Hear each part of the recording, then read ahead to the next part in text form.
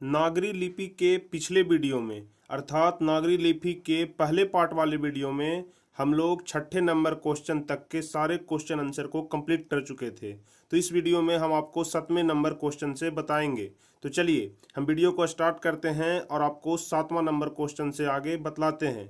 तो जल्दी से वीडियो को लाइक कर दीजिए, चैनल को सब्सक्राइब करके बेल आइकन दबा लीजिए ताकि आगे के सभी वीडियो का नोटिफिकेशन आपको मिल सके। तो चलिए 7वां नंबर क्वेश्चन कहता है कि उत्तर भारत के किन शासकों के प्राचीन नागरी लेख प्राप्त होते हैं। ठीक है, क्वेश्चन कहता है कि उत्तर भारत के किन शासकों के प्राचीन नागरी लेख प्राप्त होते हैं।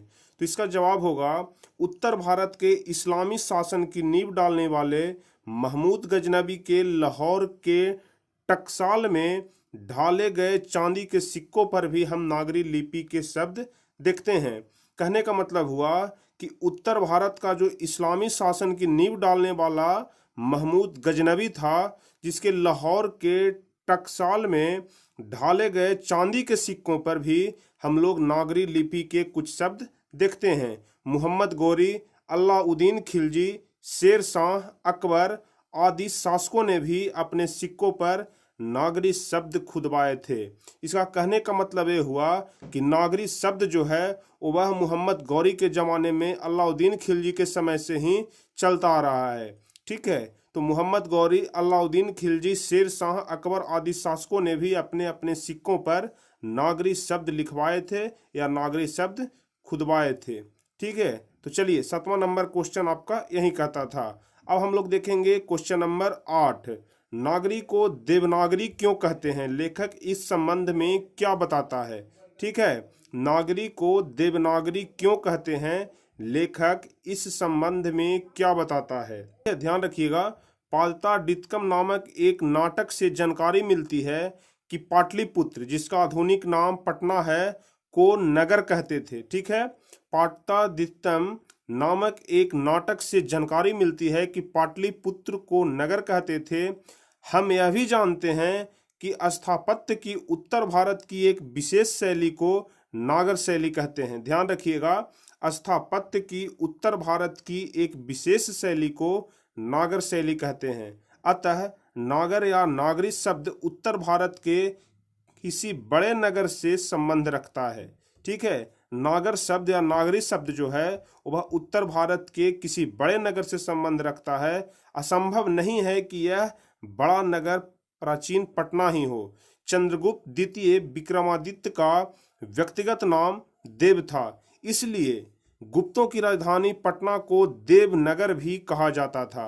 पटना को देवनगर क्यों कहा जाता था, तो चंद्रगुप्त द्वितीय, ठीक है, विक्रमादित्य का व्यक्तिगत नाम देव था, इसलिए गुप्तों की राजधानी पटना को देवनगर भी कहा जाता होगा। देवनगर की लिपि होने से उत्तर भारत की प्रमुख लिपि को बाद में देवनागरी नाम दे दिया गया। ठीक है, तो देवनागरी नाम क्यों पड़ा नागरी लिपि को, इस संबंध में लेखक यहाँ पर बतलाते हैं कि चंद्रगुप्त द्वितीय, जिसका नाम विक्रमादित्य था, उसका व्यक्तिगत नाम देव था, इसलिए गुप्तों की राजधानी पटना को देवनगर कहा गया और देवनगर की लिपि होने से उत्तर भारत की प्रमुख लिपि को बाद में देवनागरी नाम दे दिया गया। चलिए 9वां नंबर क्वेश्चन हम लोग देखेंगे। नागरी की उत्पत्ति के संबंध में लेखक का क्या कहना है, पटना से नागरी का क्या संबंध है, लेखक ने इसे क्या बतलाया है। मतलब पटना से जो देवनागरी लिपि का संबंध है उसके बारे में यहाँ पर लेखक क्या बतलाते हैं। तो यह सत्य है कि यह नागरी शब्द किसी नगर अर्थात किसी बड़े शहर से संबंधित है। सेम ऊपर जो क्वेश्चन हम लोग देखे उसी तरह का क्वेश्चन है कि यह सत्य है कि नागरी शब्द किसी नगर अर्थात किसी बड़े शहर से संबंधित है। पालताडित्कम नामक एक नाटक से जानकारी मिलती है कि पाटलिपुत्र अर्थात पटना को नगर नाम से पुकारते थे। ठीक है, पटना को नगर नाम से पुकारते थे। अतः हम भी जानते हैं कि स्थापत्य की उत्तर भारत की एक विशेष शैली को नागर शैली कहते हैं। ध्यान रखिएगा, स्थापत्य की उत्तर भारत की एक विशेष शैली को नागर शैली कहते हैं। अतः नागर या नागरी शब्द उत्तर भारत के किसी बड़े नगर से संबंध रखता है। ठीक है, नागर या नागरी शब्द उत्तर भारत के किसी बड़े शहर से संबंध रखता है। देखिए, यह सेम ऊपर का ही क्वेश्चन है, लेकिन इसमें थोड़ा सा अंतर है। इसमें पूछ रहा है कि नागरी की उत्पत्ति के संबंध में क्या कहना है, इसे बतलाना है। ठीक है, तो आगे हम लोग देखेंगे कि विद्वानों के अनुसार उत्तर भारत का यह बड़ा नगर निश्चित रूप से पटना ही होगा। मतलब विद्वानों का यह मानना है कि जो देवनागरी लिपि की उत्पत्ति हुई वह पटना शहर के नाम पर ही हुई, क्योंकि पटना में ही पहले नागर या नागरी शब्द भारत के किसी बड़े नगर से संबंध रखता है। लेखा का इशारा यहाँ पर पटना की तरफ है। ठीक है, तो चंद्रगुप्त द्वितीय विक्रमादित्य का व्यक्तिगत नाम देव था। हम आपको ऊपर भी बताए कि चंद्रगुप्त द्वितीय विक्रमादित्य का व्यक्तिगत नाम देव था, इसलिए गुप्तों की राजधानी पटना को देवनगर भी कहा जाता था। और देवनगर की लिपि होने से उत्तर भारत की प्रमुख लिपि को बाद में देवनागरी लिपि नाम दे दिया गया। ठीक है, तो सेम उसी प्रकार का क्वेश्चन है। चलिए 10वां नंबर क्वेश्चन देखेंगे। नागरी लिपि कब तक सार्वदेशिक लिपि थी? नागरी लिपि कब तक सार्वदेशिक लिपि थी, मतलब जो पूरे देश में चलता था? तो ईसा की 8वीं से 11वीं सदियों में हम नागरी लिपि को पूरे देश में व्याप्त देखते हैं। उस समय यह एक सार्वदेशिक लिपि थी। कब से कब तक? तो 8वीं से 11वीं सदियों में नागरी लिपि पूरे देश में व्याप्त था। ठीक है, तो अगर आपसे क्वेश्चन पूछा जाता है कि नागरी लिपि कब तक सार्वदेशिक लिपि थी, तो 8वीं से 11वीं सदी तक। क्वेश्चन नंबर 11 हम लोग देखेंगे कि नागरी लिपि के साथ साथ किसका जन्म होता है, इस संबंध में लेखक क्या जानकारी देता है। ठीक है, नागरी लिपि के साथ साथ किसका जन्म होता है, लेखक इस संबंध में क्या जानकारी देते हैं। कहने का मतलब कि गुणाकर मूल्य जो इस चैप्टर के लेखक हैं वह इस संबंध में क्या जानकारी देते हैं। तो देखिए, इसका जवाब होगा कि नागरी लिपि के साथ साथ अनेक प्रादेशिक भाषाएं भी जन्म लेती है। नागरी लिपि के साथ साथ बहुत सी अनेक प्रकार की प्रादेशिक भाषाएं भी जन्म लेती है। 8वीं 9वीं सदी से आरंभ हिंदी साहित्य मिलने लग जाता है। मतलब हिंदी साहित्य जो है वो 8वीं 9वीं सदी से ही मिलना शुरू हो जाता है, क्योंकि उस समय से ही नागरी लिपि शुरुआत हो गया था, देवनागरी लिपि आ गया था। इसी काल में भारतीय आर्य भाषा परिवार की आधुनिक भाषाएं मराठी, बंगला आदि जन्म ले रही थी। ठीक है, तो इसी को यहाँ पर लेखक बताए हैं कि नागरी लिपि के साथ साथ किसका जन्म हुआ। तो यहाँ पर नागरी लिपि के साथ साथ आधुनिक भाषाएं मराठी, बंगला इत्यादि आदि भाषा का जन्म हुआ। चलिए 12 नंबर क्वेश्चन हम लोग देखेंगे कि गुर्जर प्रतिहार कौन थे। 12 नंबर क्वेश्चन जो आपके बुक में दिया हुआ है, गुर्जर प्रतिहार कौन थे। तो अनेक विद्वानों का मत है कि गुर्जर प्रतिहार बाहर से भारत आए थे। ठीक है, अनेक विद्वानों का मत है कि गुर्जर प्रतिहार बाहर से भारत आए थे। ईसा की 8वीं सदी की पूर्वार्ध में अवंती प्रदेश में इन्होंने अपना शासन खड़ा किया और बाद में कन्नौज पर भी अधिकार कर लिया था। मिहिर भोज, महेंद्रपाल आदि प्रख्यात प्रतिहार शासक हुए। अगर आपसे क्वेश्चन में पूछता है कि 2-3 प्रतिहार शासकों के नाम बताइए, तो आपको वहां पर लिखना है मिहिर भोज, महेंद्रपाल आदि। मिहिर भोज जिनका जन्म 1840 में और मृत्यु 1881 ईस्वी में हुई थी, उनकी ग्वालियर प्रशस्ति नागरी लिपि संस्कृत भाषा में है। ठीक है, मिहिर भोज का जन्म 1840 में और मृत्यु 1881 ईस्वी में हुआ था। उनकी ग्वालियर प्रशस्ति नागरी लिपि जो है वह संस्कृत भाषा में है। तो यही गुर्जर प्रतिहार के बारे में कुछ जानकारियां थी जो कि इस चैप्टर में दिया हुआ है। चलिए क्वेश्चन नंबर 13 हम लोग देखेंगे, जो इस चैप्टर का शायद सबसे लास्ट क्वेश्चन भी है। तो क्वेश्चन नंबर 13 कहता है कि निबंध के आधार पर कालक्रम से नागरी लेखों से संबंधित प्रमाण प्रस्तुत करें।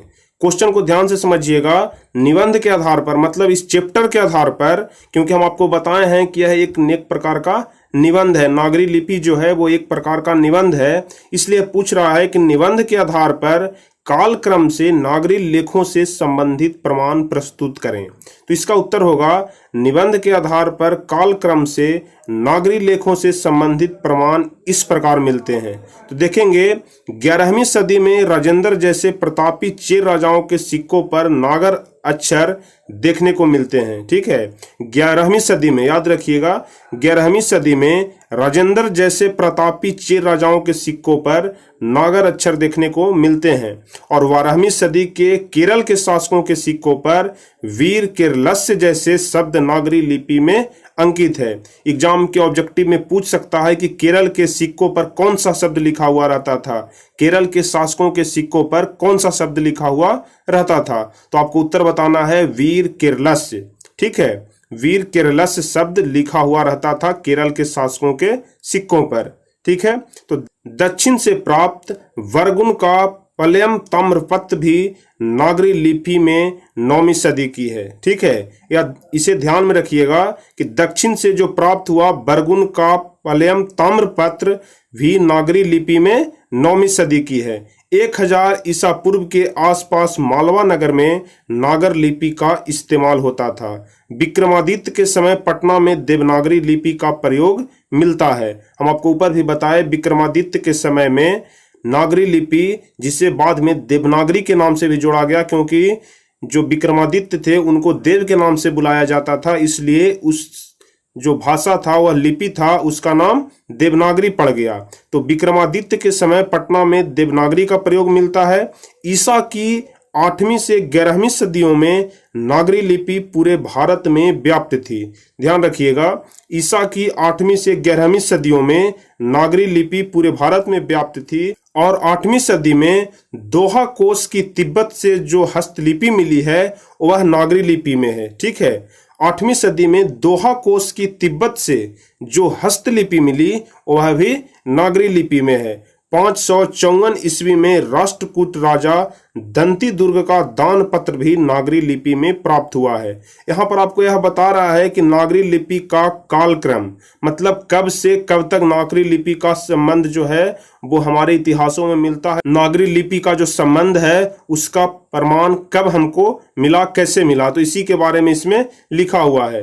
तो इसमें हम लोग यहाँ पर देखें कि 554 ईस्वी में राष्ट्रकूट राजा दंती दुर्ग का दान पत्र भी नागरी लिपि में प्राप्त हुआ और 850 ईस्वी में 850 ईसा पूर्व में जैन गणितज्ञ महावीराचार्य के गणित सार संग्रह की रचना मिलती है, जो भी नागरी लिपि में ही लिखा हुआ है। ध्यान रखिएगा, जैन गणितज्ञ महावीराचार्य के गणित सार संग्रह की रचना। ठीक है, इन गणितज्ञ का नाम आप हो सके तो याद रखिएगा, ऐसे उतना कोई यह जरूरी नहीं है, इंपॉर्टेंट नहीं है। तो जैन गणितज्ञ भी आप अगर यहाँ पर सिर्फ लिख देते हैं क्वेश्चन में तो आपको नंबर दे दिए जाएंगे। तो जैन गणितज्ञ महावीराचार्य के गणित सार संग्रह की रचना जो मिलती है वह भी नागरी लिपि में ही मिलती है। तो क्वेश्चन आपका यही कह रहा था कि निबंध के आधार पर कालक्रम से नागरी लेखों से संबंधित प्रमाण प्रस्तुत करें कि नागरी लिपि का कौन सा प्रमाण जो है हमको कैसे कैसे मिला, कितने ईसा पूर्व पहले मिला और कब तक मिला, तो इसी के बारे में इस क्वेश्चन में लिखना था। तो चलिए, आपका यहीं पर आपका जो ये चैप्टर है नागरी लिपि वह समाप्त हो जाता है और अगले वीडियो में हम लोग इस चैप्टर से संबंधित जितने सारे भी ऑब्जेक्टिव क्वेश्चन होंगे उन सारे ऑब्जेक्टिव क्वेश्चन को देखेंगे। तो आप अगला वीडियो जरूर देखिएगा, जिससे कि आपको सारे ऑब्जेक्टिव क्वेश्चन समझ में आ जाए, सारे ऑब्जेक्टिव क्वेश्चन भी आपके दिमाग में आ जाए। तो चलिए फिर मिलेंगे हम आपसे अगले वीडियो में, तब तक के लिए जय हिंद, धन्यवाद।